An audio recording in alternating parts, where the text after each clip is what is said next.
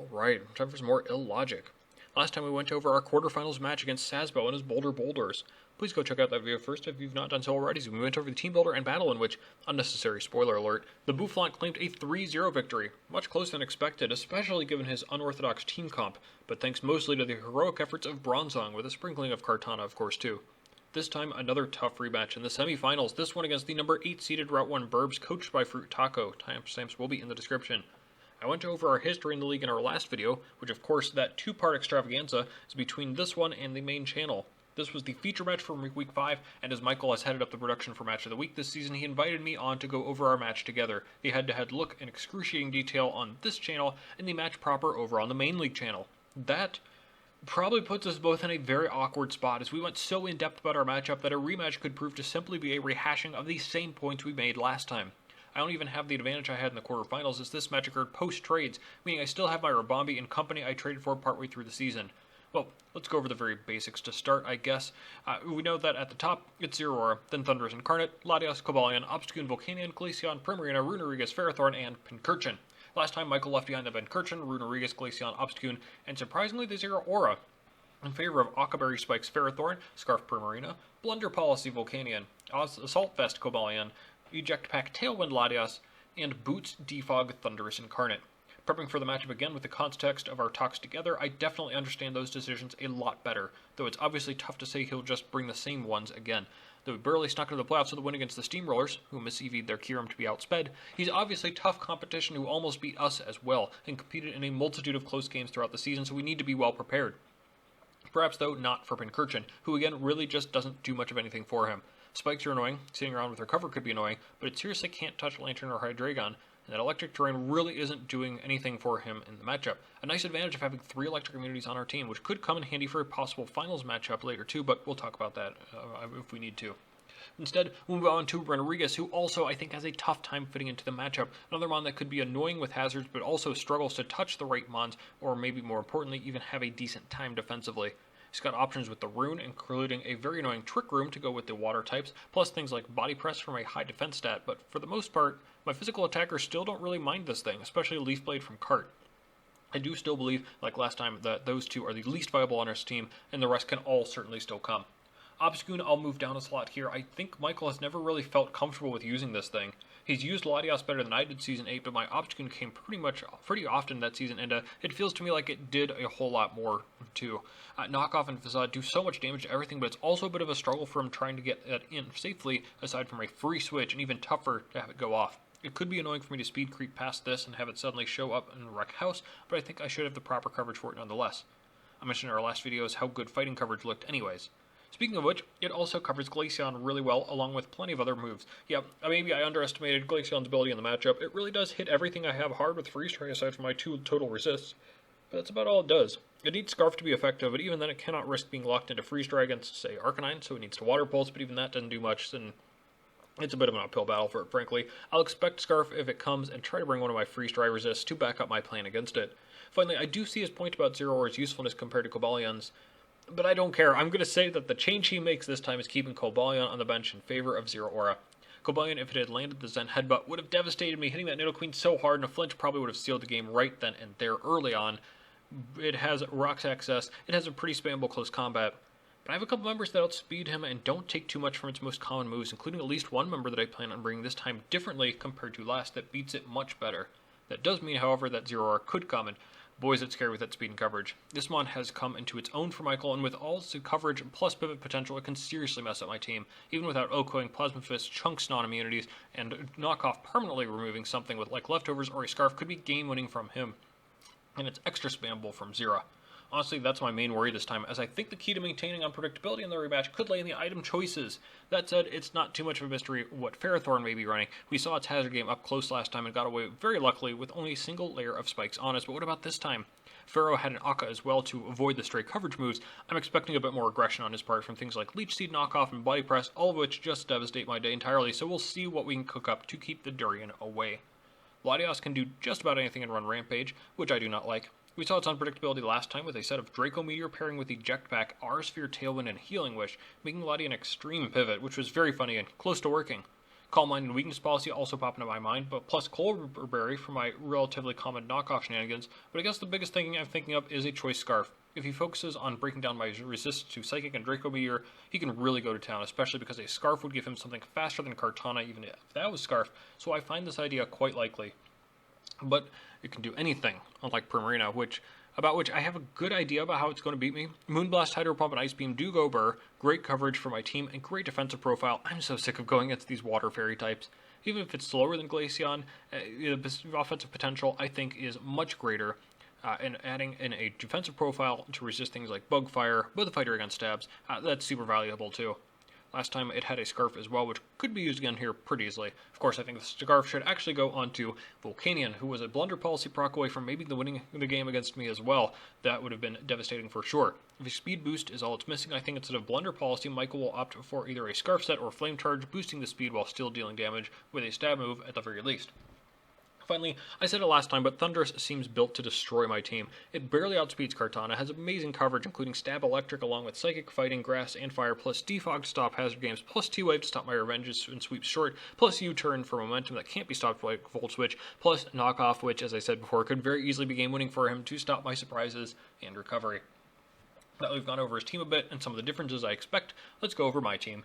Kangaskhan was the only one I really didn't consider. Wish Passing would be cute, as maybe it would be an AV set, and Fake Out's actually pretty funny here too, but it really just does not do quite enough. The power level once again just feels too high for Kangaskhan, and once again against this team in particular as well. Literally everything else could have come. I had sets built for all 10 other Mons, or at least an idea of what I wanted. We'll go with Bronzong next, who did about nothing last time and still contributes very little this time. Toxic was a cute option last time and could potentially be again, but I think my favorite idea I had for Bronzong was full special defense, Iron Defense, Body Press. It could sit in front of Mons like Zero Aura or Ferrothorn or Cobalion relatively easily, Iron Defense up, and Body Press at least one thing down. Well, maybe. Even then, I don't think it would be able to get too much accomplished. Maybe sub up in front of a Ferrothorn? Maybe. I liked this idea too. I also like the idea of tricking a Flame Orb or a Toxic Orb onto a Ferrothorn or Volcanion, but those ideas were way too risky and depended on certain actions being taken from my opponent who I don't think would make those mistakes. Next is Swampert, who also didn't come last time but lasted much longer in my considerations this go around. When I thought we may be facing Michael in the first round, I devised a sub-Focus Punch, Earthquake, Ice Punch set for him. But looking at it again, Swampert isn't quite the mon to pull that off. Honestly, it's the speed stat, along with this still kind of not being Ferrothorn convincingly enough for me to do it. Even if I get one off on Ferrothorn, which is kind of the point of the set, I'm doing about half to it as it breaks the sub, after it gets up spikes, then what? A bit of luck from there, I'm afraid. Earthquake is real nice damage into Volcanion and even Primarina, with Ice Punch doing a lot to Thundy and Latias, but the ability for me to get that damage off just seemed lacking. And switching opportunities lacking as well. Grass coverage isn't the most abundant for him, and he didn't pack any last time either, but I'm still just scared of being outpaced into a KO'd where I don't quite OHKO anything back. Swampert unfortunately just misses out on that balancing act. Maybe if I went on another strategy I thought about long and hard about, I could do it, but Rabambi also narrowly misses the cut this time. I know Rabambi had a great showing last time, but I think Michael will be a bit more weary of its offensive potential this time, and I don't think I can just go specs again either, as part of my success was predicated on the surprise factor of that immediate +1 special attack and not prioritizing Sticky Web. Well, I could go for webs this time. My other thought was to spam Paralysis, Rabambi utilizing Stun Spore alongside Lantern's T-Wave. Stun Spore could let me outspeed a few more targets and ensure my slower mons wouldn't be threatened by some scarier Scarf possibilities. But the more I thought about it, the sillier that theme seemed as well. I want to paralyze what? Latias? Cobalion? I can Moonblast those. Thundurus? Zero Aura? They're immune to paralysis. And of course, Ferrothorn is the best wall he's got to this, aside from the water types. And it's also immune to Stun Spore. So what would I accomplish with this idea anyways? Paralyzing the water types, I guess, which would still chunk me anyways. But I wanted to quit a Quiver Dance up anyways. And that was another idea I tossed around a good bit too. But ultimately, I think I'm just going to have to pass. We end up with the same problem as every other time I want to Quiver Dance up, in that I just cannot find an opportunity to do so. +1 to special attack, special event speed would be amazing. We saw what +1 special attack does with the specs. +1 Spadef helps me tank the hits that my team's most afraid of. +1 speed outpaces Zero Aura and all Scarfs, aside from him. But if I don't OHKO things like Cobalion, Ferrothorn, or Zero Aura, who all destroy me with their physical attacks, nor do I 2-hit KO the water types that can still 2-hit kill me back, then it isn't worth it, is it? Though, this was close to. Speaking of which, my final selection came down to either Hydreigon or Sock.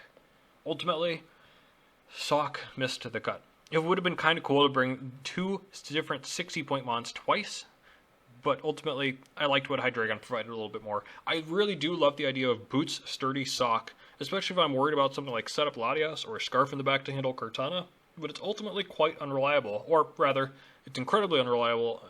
It's more so reliable at the one thing it does, but entirely inflexible at anything else. Iron Barb's Pharaoh can break Sturdy, though it would be really nice to potentially get a big hit off on that, as I don't have the best ways to break through it.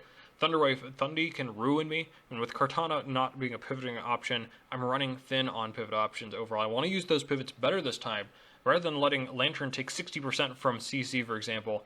The Hydreigon I have in mind, I think, can do just that. We're going to start with the three pieces we knew for sure were coming, as there aren't too many big changes to them. Kartana, for example, is still Adamant Scarf, just with a little more speed for Adamant Scarf Cobalion, just in case he's trying to cheat that somehow. Knockoff for Latias, Leaf Blade for Primarina, and Sacred Sword for the Steels, and of course that coverage is relatively consistent throughout. But my last move is perhaps surprising in X-Scissor. I lack Bug Buzz this time because of Rabambi, but I do have X-Scissor as decently consistent damage against everything but the Cobalion, though the water types do also resist this move.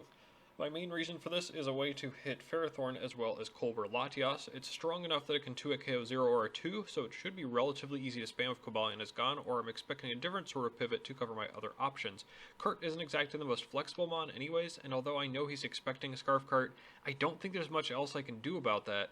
Instead, we're going to try and break down his team a little bit with a couple different ideas on the existing mons. Gone is the Toxic strat, and instead Lantern will try and snag a key paralysis with Thunderwave. I loved the idea of slowing his team down. We know how concerned Michael was with Webs last time, and T-Waving a key target like Latias in particular would be huge for the team. A slower Latias that can now be outsped by Hydreigon or Nidoqueen put those breakers on another level. And frankly, the same could be true for Cobalion, as well as potentially Scarf, Volcanion, or Primarina. Ferrothorn may be an obvious switch in for Lantern 2, especially as we're max Spadef yet again, but we'll get to that in a moment. Scald and Volt Switch of course do tons of work, protect yet again to get those lefty turns out and stall out random field effects and the like, with T-Wave being probably the main move for me to click. Again, a T-Wave on something faster to let Hydreigon or Nidoqueen shine and just click buttons could be game-winning in itself. Really proud of this choice here. The check choice for Nidoqueen this time, it will be Substitute. Yeah, I love the idea of setting up a sub on a predicted switch and then going to town. Black Sludge means the Queen doesn't have the same power as I'd like, but it'll make up for it with how good the stabs are, hitting everything neutrally. I thought about Ice Beam, of course, for Latias, and Thundurus, probably two of the better switch-ins to me, but realized I really needed to be able to hit Pharaoh hard. In particular, T-Wave going off into Pharaoh and giving me chances to sub up on a full para sounded too good to pass up. T-Wave into Pharaoh, swap into Nidoqueen, as long as I'm not seeded, I can get the most free sub up, with it surviving most knockoffs from Pharaoh and definitely any full para turns. From there, click buttons and something will go down, or at the very least, something will get into coverage range for Kartana, which is what really matters in the end, as it has all season. Queen also forces out Zero Ore to get a sub up, and also forces coverage on mons like Thundurus or Cobalion to be able to hit it, so I can scout for the coverage very effectively with that sub, as well as test the waters for my risky switch into a water type, as a switch into them means they'll be scarfed, and I can take advantage immediately with the sub. Lots of utility with it, we'll see what we can manage. As for the new mons, I mentioned before that the only time I left Torn behind was when my opponent has Zero Aura. Yep, here he is. I realized just how good Regenerator Torn would be in this matchup, specifically when I slap on this Assault Vest. I've been so worried about switching into Thundurus, Latias, Volcanion, Primarina. Most of them can have super effective moves against me, but if I can trade relatively evenly, I can still come out ahead thanks to Regenerator and swapping out into the appropriate check. Take under half from non-specs Volcanion, do almost half back to 252 HP Volcanion. That's a trade I will have to be able to take when I can heal off almost all the damage it did to me. Hurricane is neutral damage on almost everything, Heat Wave as yet another way to fry the Ferrothorn, plus hit Cobalion super effectively, Knockoff is of course one of my favorite moves ever, while removing things like Scarfs and Baristas potentially, and then U-turn as my last move, as a safe, easy pivot out of something like predicted Zero Aura switch in, or to chunk something like Latias without taking much of a risk. We even outspeed Thundy, and should be taking just over half from a non-boosted Timid T-Bolt, a pretty impressive calc considering we're weak to a stab move from a legendary and take only that much. I thought about a couple of interesting moves too, something like Icy Wind would have been interesting, Focus Blast or Superpower as well, but these are just too consistent for me to think about those other moves, which I would struggle to find room to click anyways. Okay, we've got a defensive backbone we can rely on, but our last 2 months have other interesting applications defensively as well. I mentioned in my first matchup against Michael that Arcanine was something I was very interested in bringing, but ultimately did not, and that's mostly because of team synergy rather than its abilities in the matchup. This time, especially with Bronzong here as a freeze-dry resist at a physical wall, or rather with it missing, I knew Arcanine would need to come. We went something a little strange here. 4 attacks for the good boy with max attack and an adamant nature to absolutely nuke just about everything.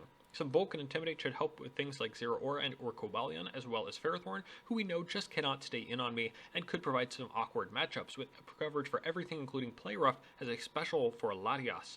I can survive a Latias pretty comfortably and hit back with a super effective Berry move, which looks just so good to me, and I would take that trade any day, especially with Extreme Speed doing a good chunk to the non-steel types. Finally, the Pasho Berry is kind of tricksy. I could see him running out of his water types early or swapping them into the Flare Blitzes, so with Pasho I can turn this into a good trade against them, letting me tank a Scarf Steam Eruption or Hydro Pump from Volcanion or Primarina, and then hitting back with Wild Charge, and then the Extreme Speed can finish off Primarina or continue to chip away at the Volcanion. That aside, if they're Scarfed, I need to know ASAP anyways, meaning this I can switch into, say, Lantern on the water move and T-Wave the Scarf or the expected switch-ins of Pharaoh or Latias. This integrates Arcanine into the larger game plan this time, and I just love the damage it can do. I had actually thought of another more defensive set for Arcanine, Fire Move, Toxic, Morning Sun, Protect, but I really wanted to lean into the T-Wave strat, and offsetting statuses don't really work with that idea, although I do have several water resists this time, including that fun Pasho Berry that I picked over Boots, because I'm not really expecting Rocks up before Arcanine comes in. AV was an option too. I already tank Latias hits pretty well though, and I specifically want to be able to tank water hits that I couldn't with AV. Because of that, I liked the offensive nature instead to pick apart the team. Speaking of, that last slot could have belonged to Sock. Instead, it's going to another Resist Berry party member, and this time it will be that Hydreigon with a Chople Berry. This can lure in so many different mons on his team because I'm anticipating a bunch of fighting coverage at the neutral hit for Hydreigon. Close Combat Hydreigon, Focus Blast, Thundurus or Volcanion, Body Press, Ferrothorn, or CC Zero Aura, CC on the Cobalion of course as well. Zero Aura I don't think can afford to fit in Play Rough over CC. That may make it seem as though Hydreigon just shouldn't come at all then, but instead I love the idea of baiting in the fighting move and hitting back with a Dark Pulse or Earth Power, the two of which have really great coverage this time around. The idea is to bring this in for relatively free early off of a U-turn or Volt Switch, ideally into something like Volcanion or Thundurus that have been weakened, or maybe Cobalion or Zero Aura if I'm feeling a little risky with the Earth Power, and getting the surprise KO back. That's of course the idea with Belch. I want to make sure I proc that berry because I want to actually be able to touch Primarina, who otherwise is coming in every time on Hydreigon to tank up a hit. If I'm smart, I get to fire off several hits into Prim, maybe even get a knock with Torn or something to stop a Scarf, but I really only need a couple of hits to get into range of a base 120 power super effective poison move that I can only use after the consumption of the berry.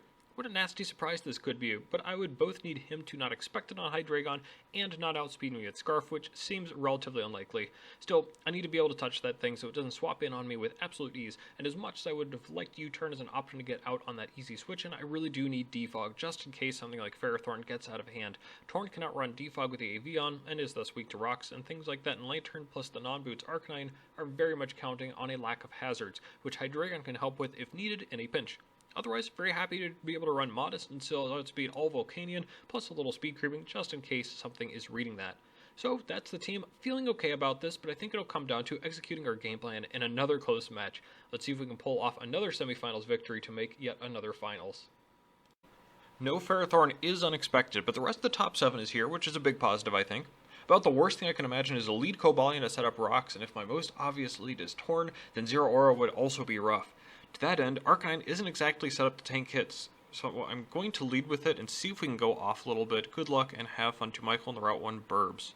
His lead is Thundurus, which is a little frightening. Thank goodness for no Defiant there too. I'm seeing a chance to Oko actually, though it is small, and Extreme Speed is obviously an amazing follow-up, considering he probably isn't going to be swapping in Cobalion afterwards. Does he swap turn 1 to tank the Flare Blitz?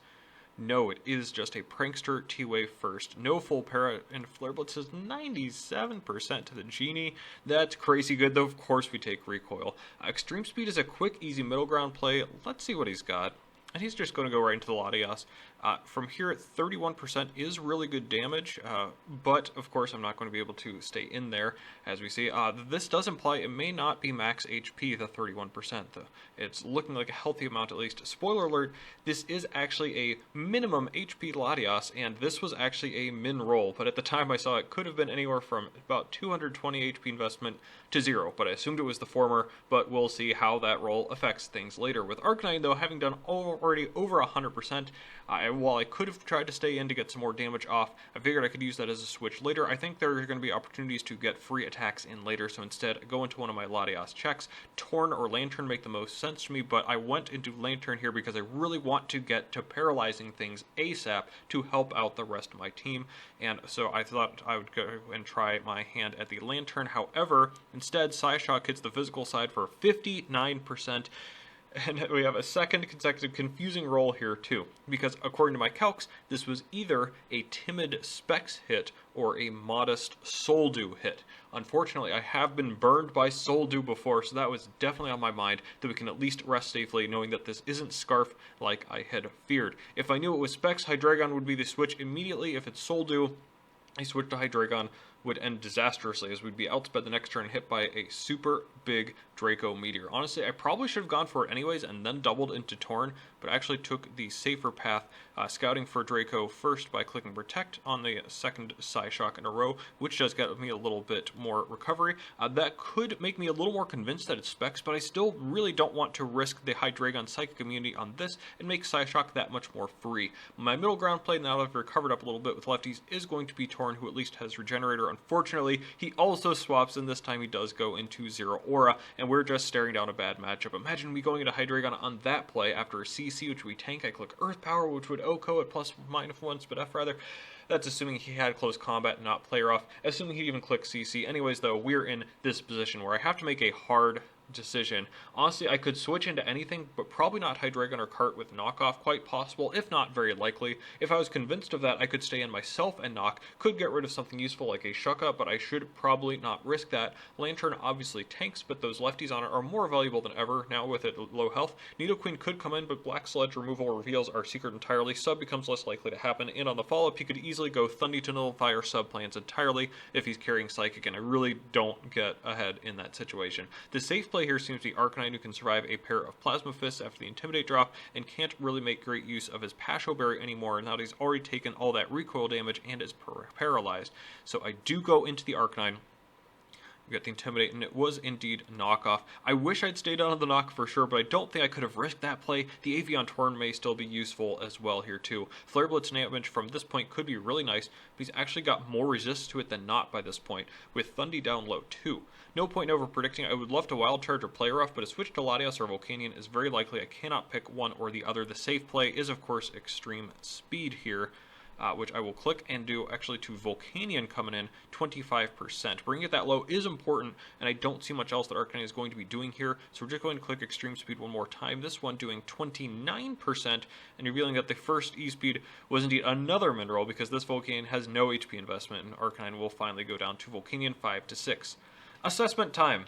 Arcanine is down, Lantern is at half, and everything else is healthy and intact. For him, his Thundurus is at 3%, Volcanion is below half, and Latias is at a nice percentage. No real advantage one way or the other, though Arcanine was pretty great as an Intimidator. Flare Blitz user to hit Cobalion, and Ice Resist for possible Primarina Ice move spam. That means I think we're down, but just a little bit, as I decide on for the Revenge Hydreigon. I'm not sure this was the play. Primarina swaps in and tanks the Dark Pulse with ease. Looking back, I kind of wish I'd done something like Nidoqueen and swap out into Torn or Hydreigon with the hope that I could scout a Scarf on Volcanion. With no HP investment, Earth Power was always threatening the KO, so the only way he would be staying in here was with a Scarf, meaning I could have either subbed up or on the predicted switch, or doubled out to find out that for sure that it wasn't Scarf, into the very safe Torn or the aggressive Hydreigon. Instead, I just have to switch out again, really, which isn't ideal, because of course he's just going to go into his Primarina. So I have to switch out again here now too. It doesn't show lefties, but especially with Lantern low, I am not really sure exactly what the best play will be here. So I'm just going to go into my Assault Vest mod, Tornadus of course, and we're going to tank the Moonblast well. It does show no boosting items, so this could very well be Scarf again, and if not, we can find out. And I'm just going to click Knock because I can tank a modest Ice Beam from this range. I want to see what's up with this mod. Instead though, probably wisely, Thundy is sacked, but also honestly we'll take that 5v5 as the next mon in is going to be Cobalion, and I'm actually a little worried about this potentially being Scarfed as well. U-turn is doing minimal damage with a double out, unlikely anyway, so I'm just going to either stay in to tank a hit or hard switch out. Staying in does risk Stone Edge, which is I think by far his best move to hit this mon with, but Heat Wave could put in a nice chunk against it. It's possible we could have an Aqua Berry, and remember last time he had an Assault Vest, or maybe a cheeky weakness policy. I can't stay in. But what can I swap in? With Arcanine down on low, I'm really not looking good on options. I need to T-Wave this thing, which would let Hydreigon and Nidoqueen take care of it. With CC highly unlikely compared to something like Rocks or Stone Edge, I'm going to make somewhat risky play of going into Lantern this turn.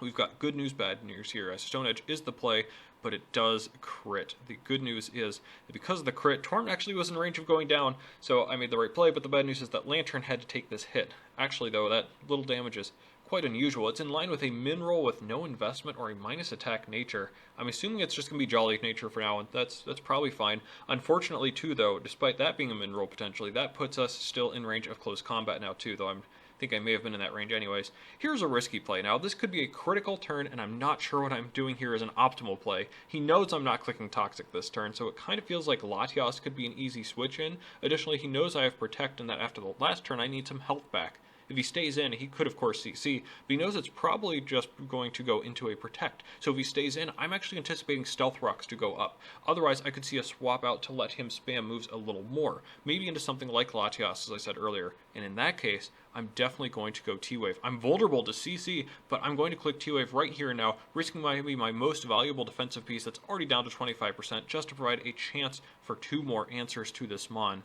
So let's see what happens. I got the Stealth Rock correct. Up they go, but my Thunder Wave misses. Oh, I was so afraid of this happening. 90% moves are just unreliable in our matchup, apparently, considering the Toxic and Zen Headbutt misses in our first matchup, but boy, did this matter. And you already know we're going to talk about the consequences later. I would anticipate him to attack or switch out, but honestly switching out doesn't make the most sense to him either, unless it was into Zero Aura to absorb the T-Wave, but even then that can't do much to me. Even worse, thanks to the earlier crit, I am still within range of CC, whereas without the crit on that min roll, he had a Protect would have guaranteed gotten me out of CC range, so now what? Protect is obvious again, but if I did, he'd probably just switch out or attack a couple times in a row. He's probably going to attack, but with Stealth Rocks up, it is way tougher to switch it in now too. Just a terrible, awful turn. It probably gets worse as I decide to just stay in, and of course, close combat, as I mentioned, I am in range, so it's going to go down, and we're now 4v5, and I'm down a big defensive piece. I'm down my T-Waver, and I'm down my last Ice Resist, among several other pieces, as Lantern goes down without doing a thing. Absolutely disgusting. We'll talk about that later, I'm sure. So now what? Cobalion Spidef is down, so maybe we can take advantage of that with Heat Wave or Earth Power. Actually, Hydreigon is going to be my revenge answer again for a second time. This kind of looks like a 50-50. The swap into Latios seems really obvious, but do I do anything about that? Earth Power would obviously be amazing. OHKOing or at least doing a huge majority of Cobalion's health, but man, if it was at least Parrot, I'd be so much happier with this decision point. But picking wrong is so much more deadly. I have the Chople, so I can tank a CC relatively easily, but what do I do with that turn? If I Earth Power as he CCs, I definitely KO him at -2 Spidef, but Rocks stay up. If I Earth Power on the swap into Prim or Latios, Rocks are up, Cobalion is up, and the Prim or Latios is up. So if that sounds obvious, what about the other moves? Defog is safe, but if he stays in, I've done really nothing with the turn I bought with my Chople, so Earth Power if he stays in, Defog if he switches out. Defog and him staying in brings me to about half and removes Rocks, them still in and healthy. Earth Powering on a swap into Prim or Latios seems like a worse scenario, though. Safer play, I think, is going to be to Defog. Even then, oh man, I'm going to click Defog.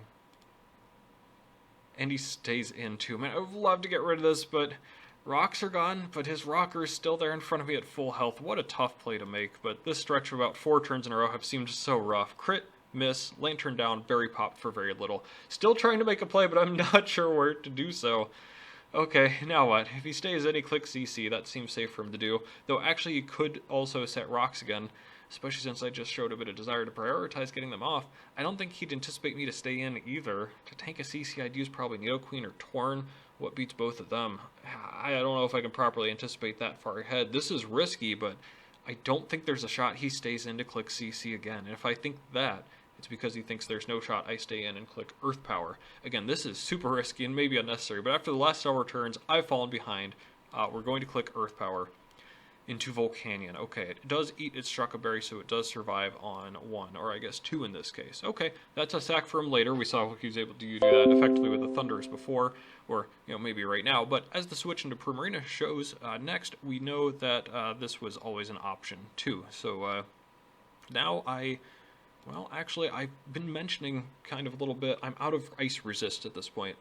Ice Beam from this thing could eat me alive, obviously. If this is a Scarf, that would make sense. Ice Beam kind of claims one right here. If that's the case, Hydreigon without the berry and nothing paralyzed doesn't do much of anything anymore, aside from, of course, being a sack, taking down Volcanion like literally anything on my team can do right now, or take out non-Scarf Prim. It's possible this here without a Scarf is here because he doesn't think I can KO him with anything, and if so, then staying in and clicking Belch could very well be the play. In fact, I'm going for it. That's why it's here. That's why I brought Hydreigon. I already said that it isn't going to do anything anyways, so let's do it. But of course, he is Scarf. Again, that's fine, Copium 3v5, but I do at least get to do something kind of interesting by bringing out Cart early. I didn't actually put enough speed on Torn for this, my bad, so I actually have to use Cart.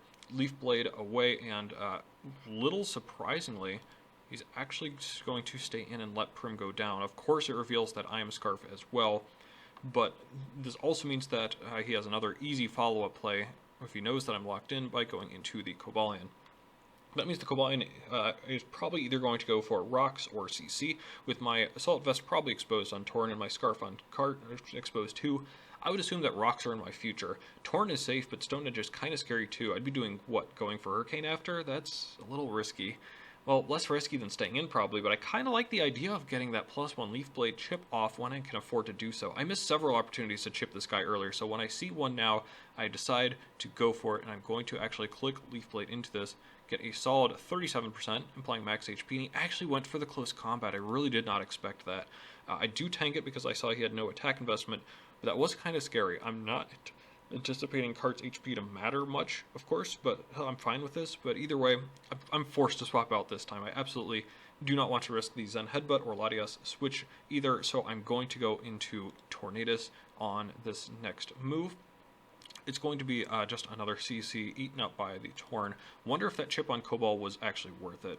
If he stays in next, it's probably for a Stone Edge, but I don't think he will. Knowing he's susceptible to Heat Wave, the swap into Volk or Latias should be coming. And I actually decided to settle on the U-turn as the middle ground play here. It's going to KO the Volcanion and bring it to 3v3, but he has the switch momentum as I land on Nidoqueen. Had I clicked Knock, raising Cobalt's attack if it stayed in, but otherwise letting me stay in, we would have had a fun 50-50 where we would have probably brought in the Zero Aura. Plasma would KO Torn, but swapping in a Nidoqueen on a Plasma Fist could have been a game-winning play. That's it. Staying in on Zero on something like Knock would have been nice, but a double into Latias on my switch in Nidoqueen would have been game-winning for him as well. Maybe at least I think staying into Knock and then swapping to Queen on the Zero would have been a better play for me, but that's not this world. Instead, it's going to be obvious that he's going into Latias. He's going to click Psyshock. It's going to obviously be on my switch into Torn, and then from there I'm just going to click Knockoff, get rid of the specs. We kind of figured by this point, as Torn will then go down next to V3. Cart could not survive the boosted Psyshock from that health. So yeah, the chip onto Cart from CC actually did better, though Cobalt would have been at full health too. That would have been a tough cookie to break, and the damage onto it, and Latias from Knockoff could put things in range. Well, speaking of that, actually, we're going to actually go into Cart, of course. We cannot go into Nidoqueen. And same as before, the knockoff from before here, another min roll, which means I still believe to this time that Latias could very well have HP investment. If each of my previous attacks had done just 1% more, the E-speed from the Arcanine and the knock from Torn, not only would Latias be at 23% and 25, but I would adjust the investment calc a little closer to the accurate investment of 0. If Latias were max HP, Sacred Sword would be a pitiful chance to KO. Instead, because it's actually 0 investment, right here, Sacred Sword KOs 100% of the time. However, as I don't know that and I decided I could not risk it, I went for the Leaf Blade, meaning that on the swap into Cobalion, it tanked that pretty easily. I have only the +1 there. Now then, it took a lot of time on this turn, and obviously I would need to make every single play from here on out perfectly. I also realized something very important. If you've been paying any attention, there's something about every single mon I've been worried about that I never mentioned on Zero Aura that suddenly seems to make a lot of sense. And honestly, I'm pretty ashamed that I didn't take it as seriously until now. And if you haven't already guessed it, at this point, I decided that the Zero Aura in the back is Scarfed. Yeah, after our first match, Michael stated he knew Cart was Scarfed but couldn't do anything about it. This time, I think he's ready. I noted that I hadn't used Queen for anything, but it did at least beat Zero. So Zero is the one that hasn't been brought out, and if things like Torn are already down, then what was Zero still here for? For Cart, of course. And although it'll go down to a +1 Leaf Blade, I'll go down to a Knock or CC if he outspeeds me. I have to play according to that idea, so now what? Nidoqueen needs to be the one to beat Zero Aura. it can only beat Latias by letting its sub go down in front of Latias. And the match with Cobalion depends on Zen Headbutt being the last move, which I do anticipate but isn't 100%. Cart can beat Cobalt only if locked into Sacred Sword. It can beat Latias by locking into anything, and it cannot beat Zero Aura. That's it. That's what I have, and the only probable wildcard I have left up my sleeve is sub on Nidoqueen. Imagine if Cobalt was paired, though. I could potentially sub up and outspeed Cobalt with Queen, but it's not. So this turn, I think I need to go Queen. Obviously, if he goes Latias, it's game, but I don't think he can risk that, as Nidoqueen can beat both Zera and Cobalt. So as I swap into Nidoqueen, on the close combat, I made the first play correct. From here, if he goes Zera, I Earth Power, and he goes down. That's not happening. If he goes Latias, I need to sub or Sludge Wave, but Sludge Wave is super risky. If he stays in Zen Headbutts, I need to Earth Power to take it down, or double back into Cart. If he clicks Rocks or CC, I need to Earth Power or sub. I'm clicking sub, and I'm actually going to be rewarded here as Rocks are going to go up, and we may talk about why those went up a little bit later. Okay.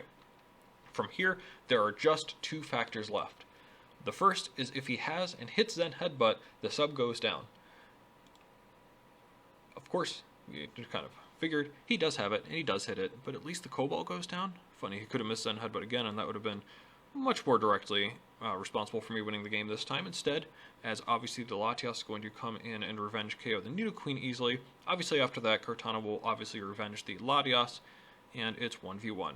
Real quick, those rocks actually did put Cart in range of Latias' Psyshock, so I could not have swapped out on that to preserve Queen, and with a Chople on Cobalion, I couldn't have doubled back into Cart immediately on the Rocks turn setup either, because Sacred Sword actually would not have KO'd. So it comes down to this, as I said in match, this is the second factor. Either that's a Scarf Zero Aura, it outspeeds me and KOs me, or it's not, and Leaf Blade does a minimum of just over 100% to max HP Zero Aura. So let's see.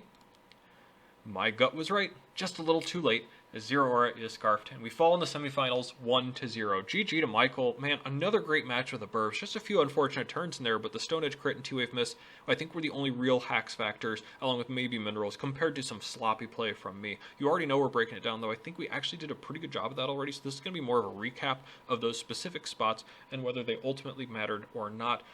Going off script here a little bit, I have a whole lot that I wrote here.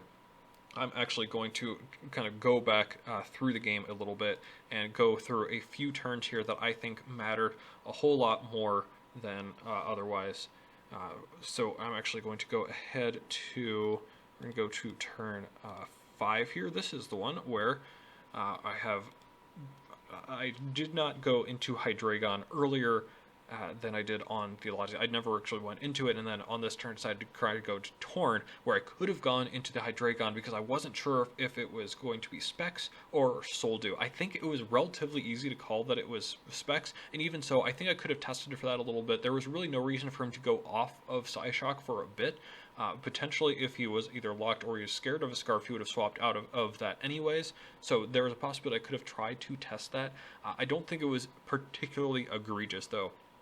This one here, though, where we are stuck on turn 6 with me swapping out of Torn against the Zero Aura. Imagine if I had stayed in and clicked Knockoff. Obviously, I wouldn't be at full health later because I would be taking a little bit more without the Assault Vest, but I think otherwise that would have been a game-winning play. Obviously, you can see what would happen if I'd gotten the Scarf off of this. Then Scarf Kartana would have been the fastest thing on the field. Probably would have tried to be a little more aggressive with getting the Cobalion chip down because that would be the only thing that I would need a fighting move for.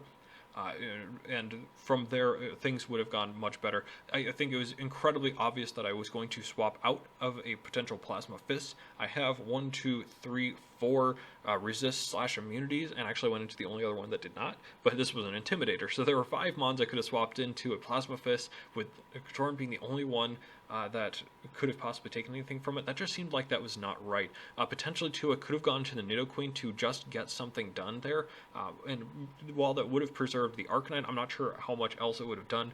I think I just wish I had stayed in and clicked Knockoff. That would have been a tough play to make, I think, but it really would have won the game, so I think that's relatively egregious, actually. I'm not sure about sacking this to the Steam Eruption 2, actually, in hindsight. I still had 45%. Rocks weren't up at this point either, and Extreme Speed could have done a lot. With that little bit of chip onto Volcanion 2, I'm pretty sure that means Earth Power would have KO'd it from the Nidoqueen at that point anyways, just being at 75% with another mineral, of course. It's fine, though. The free switch from Arcanine going down as well, this probably should have also been Torn. In both of these cases, yes, Hydreigon tanks both of Volcanion stabs plus Earth Power very well, but Tornadus has an Assault Vest for a reason, and that's kind of the whole point, right? I want to be able to get knockoffs off. I want to be able to hit things with its very strong moves. Even if I'm worried about missing Hurricane, getting that damage off would be so huge. And as we already know, Primarina was going to be a swap into this basically every single time, and Hydreigon really wasn't in a position to do much about that at this point. So I think that was a little egregious there too. Obviously, we're going to have to move up to here. At this point, this crit here, yes, it was a mineral, but it was still a crit. And as I mentioned, this was very bad, as of course was turn 13's T-Wave miss, which was even worse, probably. So had I hit here this T-Wave on turn 13, turn 12's crit would not have really mattered all that much or been nearly as impactful, because I would have had a second chance to Thunderwave the Cobalion had I not been crits. The crit was impactful only because of the miss. I mean, the impact of that is magnified. So I think these two turns in tandem may very well be the biggest swing as to why I lost the game, but we'll kind of go over that a little bit at the very end here.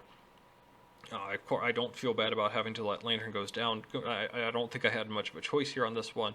And then, of course, this play where I decided to defog instead of take out the Cobalion. Man, imagine that swing there, too. I think this is a little forgivable, too. As I mentioned, I was out of ice resists, so I really wanted to prioritize Tornadus being healthy to tank a possible Primarina that was Scarf here as well. I know how tough this looks, too. I mean, if I had KO'd this, it was going to be revenged probably by the Latias, maybe even by the Primarina, which would have been even tougher to figure out exactly how to beat that, but I did still have the cart in the back. So if this was gone and I'm clicking grass moves, remember that Latias already took damage earlier. Nothing else wants to take a grass move, and even then Latias would go down in 2 hits, especially because I was sure that it wasn't Scarf. So the worst case scenario would have been what the Zero Arc comes in and outspeeds the next turn. I could have swapped out of that.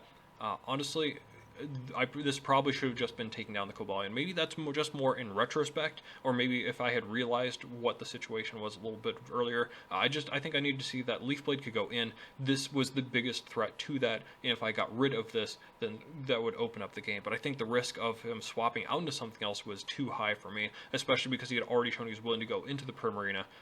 I know he could have potentially been scared of a Scarf as well, but it would have been very risky for me to stay in and click a stab move, so I think Latias was a possibility too. Also could have definitely have sacked the Volcanion. That was really what I was hoping for the most, was that Volcanion was just going to be a sack to the ground move, and they could bring in the Latias at full health and click a Draco Meteor to try and get something, and I would be able to take advantage of that, of course, by getting rid of the rocks and getting a little bit of a leg up there. But I think this was more so just a good play by my opponent to stay in on Hydreigon rather than switch needlessly or riskily. So yes, this could have been a much more better impactful play by Earth Powering, but I think I'm willing to forgive it because this was a very difficult play to make. I think this is even more forgivable than Torn swapping out of Zero Aura. As strange as that sounds, I think that was incredibly obvious. I think this one was much more nuanced and much more difficult to figure out which play was correct there. The upside, downside, whatever you're talking about here. Here's another interesting play that I made, of course, staying in on the Cobalion to get this 37% chip. I'm not sure. This probably needed to be a swap as well. I think that should have happened for sure. I like the damage I got off on it, but I really needed to get that in pretty much any other way. If I had gone into Torn, I could have even gone over into Nidoqueen past that and clicked something like Earth Power. I think that would have been a pretty decent play there too, just swapping around. If anything did not take damage because rocks were being set up, then I would just be able to stay in and do something about that. For example, if I went into Torn and he set up rocks instead, well, now I'm full health and I can just fire off a move. And that would have been, I think, much better than trading all this health on Kartana. But I also understand, too, that I was really hoping to get any kind of chip onto this mod, so I think that's relatively forgivable as well. And then I finally do swap into Torn, but the real big play I want to talk about is turn 22's U-turn here. This was a relatively obvious sack of Volcanion. I think I kind of even predicted that would happen, and yet I clicked U-turn anyways. I know that knockoff would have put me in a pretty bad position had he stayed in by activating Justified, but it would have actually gotten rid of the item, which would have been a big deal, because then Sacred Sword would have really gone off at this point. But this really put me in such a bad position. If I'd clicked any other move, we would have been in such a better position. If only I'd clicked something like Heat Wave even, I think that could have done the necessary damage, and if not, I would just be able to follow up with a knockoff anyway, so that's fine. This put me in such a bad position because I was forced to switch out. The only mon I would want in against the remaining 3 mons is this Torn, so having to go out and double back into Torn or to take a hit or going into anything else was just awful. I needed to go for literally anything else to stay in. We went through that mental exercise where that would have gone. I don't think we need to rehash that, but know that this was probably just a wrong play. I think the last relatively, I don't even know if I'd say egregious play was right here, where he swapped into Cobalion relatively obviously, and I clicked Leaf Blade instead of Sacred Sword. I already explained why I didn't go for the Sacred Sword. I saw 2 minerals in a row. I didn't know that they would be minerals. I wasn't sure how I should gauge that properly. If I had gone for Sacred Sword, though, it would have consumed his berry, and this was, I think, the last real opportunity I had to get back into the game. But that didn't obviously end up happening. I think I could have at least forced a couple of 50-50s just by getting the Tropical Berry off of Cobalion. But instead I gave Cobalion a free switch there to set up a losing position, which just was not great. Again, if I had gone for Sacred Sword there, what does he do from here? If he stays in, this just goes down, but this can also Zen Headbutt the Nidoqueen, so that's got to be very useful. But I think the Latias would make a little more sense for being able to KO both of these members. I don't know if it can KO this necessarily with Psyshock. It seems like maybe it couldn't, and that's why he set up the Stealth Rock in the first place. But if he'd, say, swapped out into the Zero Aura and clicked Close Combat, I would have needed to read that it was Scarf and go out into the Nidoqueen and then potentially read something or click Sub on that next turn, and then it would be really weird mind games. Imagine that I clicked Sub as he goes into Cobalt, and then I KO the Cobalt, but the Sub goes down, and then I'd have to go back into Cart and survive a Psyshock to be able to KO the Latias so that the Nidoqueen would still be healthy enough to take out Zero Aura. So there were possibilities to win if I'd clicked Sacred Sword that turn, but after this point, there was, I think, no coming back, just because the moves that he had and the way that he played it was actually basically perfect from this point on. So again, kudos to Michael on that.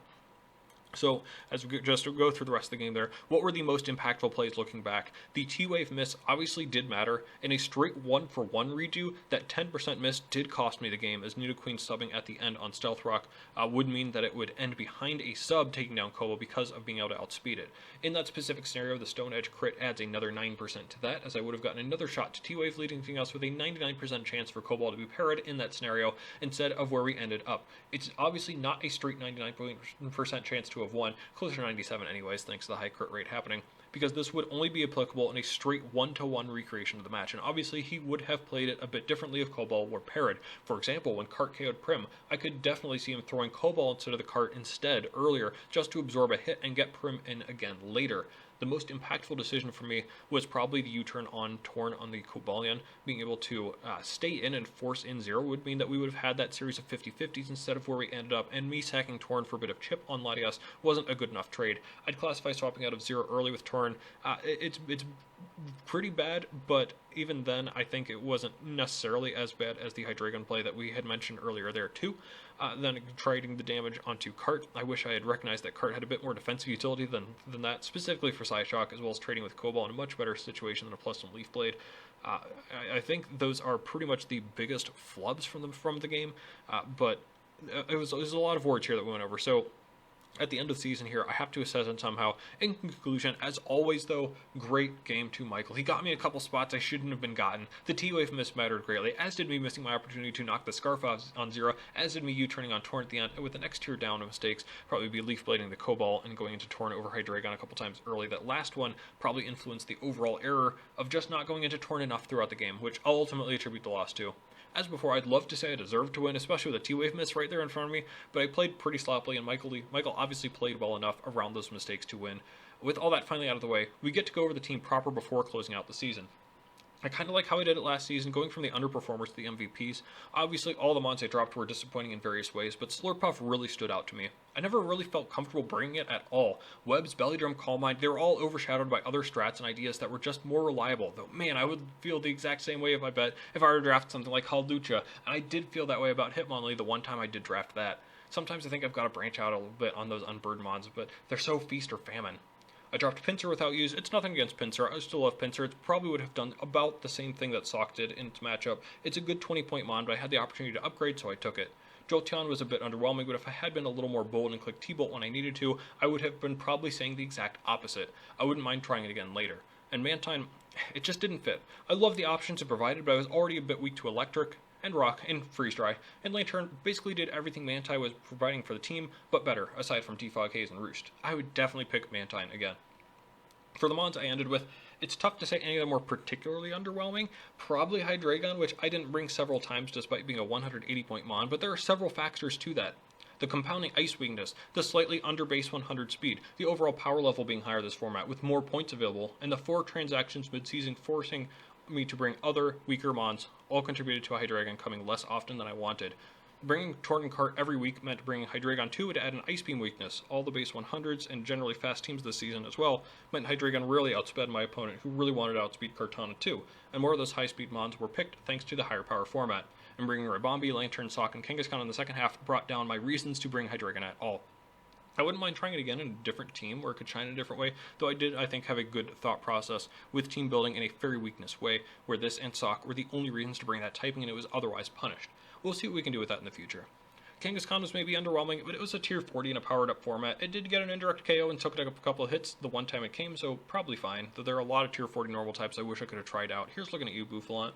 Sock was fine when it came, and it almost came again in the playoffs. I think there's still more to Sock, and I wouldn't mind being forced to pick it up again as a tier 60 fighting type later with 85 base speed and sturdy. Ribombee was fine too. It may be concerning that I didn't bring webs ever though. I just didn't see a great reason to, especially with so many mons off the ground, maybe for my anti-ground hate with things like Kartana, but also maybe because of the excellent removal afforded to players thanks to, again, the powered up format. Admittedly, Sock's sturdy set and Ribombee's webs may also be more effective thanks to the powered up format, but I think they did fine when they came. Finally, it's painful to say this, Tornadus was fine. It was pretty fine. It didn't really carry, aside from the one match it got 3 KOs in and otherwise almost lost us the match after Hurricane Miss, but it really didn't live up to its billing, I think, as a first round pick that I was hyped for. I didn't think I got to show off its full array of sets. Life Orb would have been amazing, and I think that wide lens Nasty Plot set from week 7 was poised to do a ton of work. But that's how often it is. It's just kind of how it is sometimes. I think I still love the Regenerator Bird, but with an overall more offensive approach this season, I think I needed other partners to regenerate in and out with to make this really work in the way that I envisioned. Maybe if I had a bigger Regenerator core. That sounds nasty, but let's move on to standout performers from the season. Lantern, despite being picked up late as a tier 60, came 4 out of 6 times it could. It was a key cog on my team by the end by spreading status and tanking hits in a slightly different way than the next 3 I'll talk about. The electric immunity without being too scared of any special hit and resisting water in particular was excellent. I think opponents wanted to be able to use their water types early to draw out Kartana to deal with it, but Lantern was a great wall to thwart those attempts and did its job to spread status, get chip, and swap out. Greatmon was still a great bargain. Swampert was pretty good. It was a reliable rocker that was never really threatened by grass coverage thanks to the great team synergy. Flip turn span was great, a couple of times I could utilize that. The coverage was pretty neat too to bring. The stealth rocks and its key moment this season of course being the roar on the setup pod Lucha that won the match right there. It filled a great role weeks 1 and 6-2, solid mon. Arcanine was also really good. It often went hand in hand with the Swampert, and it was fun to run in more offensive roles this season. The first time I picked Arcanine, I mostly ran Toxic Morning Sun sets, but this time I ran Extreme Speed numerous times on an offensive capability. I got multiple KOs week 1, KO'd a Feeny week 3, teleported real successfully in week 4, and did well over 150% in this final playoff match too. Arcanine is a good boy with great versatility, no regrets here. Finally, Bronzong exceeded all my expectations this time around, especially being a last-moment stopgap decision in the draft when I realized I didn't have flying resists. Flying types are already going to be a problem with Cart being my biggest offensive threat, my electric type being a tier 60, so Bronzong's flying resist, along with a key ice resist for my team, consisting of way too many freeze-dry weaknesses, were outstanding. I even got a bit creative in Bronzong, from a standard Spadef set week 1 to beat and trick Kyurem, to Meteor Beam week 2 despite 2 minerals, to Trick Scarf week 6, to Assault Vest in the quarterfinals. What I thought was just a boring rocker and resist without much offensive capability was my biggest surprise this season. I have a new respect for the mon. I thought it had fallen off too far over the gens, and I'm glad to re-include it as one of my favorites from Gen 4. Finally, I have a hard time picking an MVP between my 2 mons. My top 2, Nidoqueen exceeded its station the most though. A 120-point mon, thought for the most part to be a worse Nidoking, ended up outperforming most mons in the league and distinguished itself as its own beast. I didn't even get to use its defensive capabilities to the full extent. The 2 weeks I brought sub it didn't really do much, and T-Spikes never came. And that's what's supposed to set it apart from Nidoking. I was still able to use that facets of its play. Taking hits Nidoking would have been hard pressed to in order to out-trade favorably and grab a KO as a bounce back though. We even got to run things like Sucker Punch, really great mon. I loved taking the Nido Twins in Gen 8. But if pressured, I'd have to pick this Season 11 KO leader as the best mon I drafted this season. I talked a lot of smack about how good Kartana was and how the rest of the league was on notice just for me picking it up, and thank goodness it lived up to the hype. After no KOs through 2 weeks, I was very worried, but I ended up finding my groove with it, including a 6-0 beatdown with a creative substitute Salicberry set on it, but mostly with a Scarf set as an endgame cleaner. I was able mostly to wear down opponents such that a Scarf Kartana was able to claim KOs at will. The momentum from Torn, Hydreigon, Swampert, Arcanine, and Lantern were appreciated. They facilitated that beautifully. We could have had 3 more KOs too, even if had Swampert not been crit week 7, meaning even without the 6 KO performance, we still would have been in the top 5 for KOs, which is simply impressive. A great description of Cart as well. Well, that will do it for me. Farewell to Gen 8 Draft League. It's a shame we couldn't pull out a W in any of our non-Dynamax, non-double seasons this gen, but we do still end on top of the league's rankings as a consistent player. That 4-0 loss week 7, thanks to a crit, was our largest margin of defeat in this league, which I think is a testament to the Bouffalant's consistency, alongside our Season 8 comeback probably, and finishing in the top half in all but one season we've been in. If that's been the hallmark of Gen 8, maybe Gen 9s will be taking some more chances and risks. Or maybe it'll be revisiting old flings with some of my favorites. Or maybe trying out more mons I've never used before. Whatever the future holds, I plan to continue documenting it right here on this channel. Thank you so much for watching all season. If you made it this far, I give you my sincere thanks, and I hope I provided some sort of insight for you that will help you in your game. That's the goal, to document my thoughts, improve as a player, and hope that my experiences will teach you viewers something as well. Thank you again to the Wooper Club League for having me, for allowing me to participate in all these different ways, and we'll see you back on the channel for Season 12 and beyond. See ya!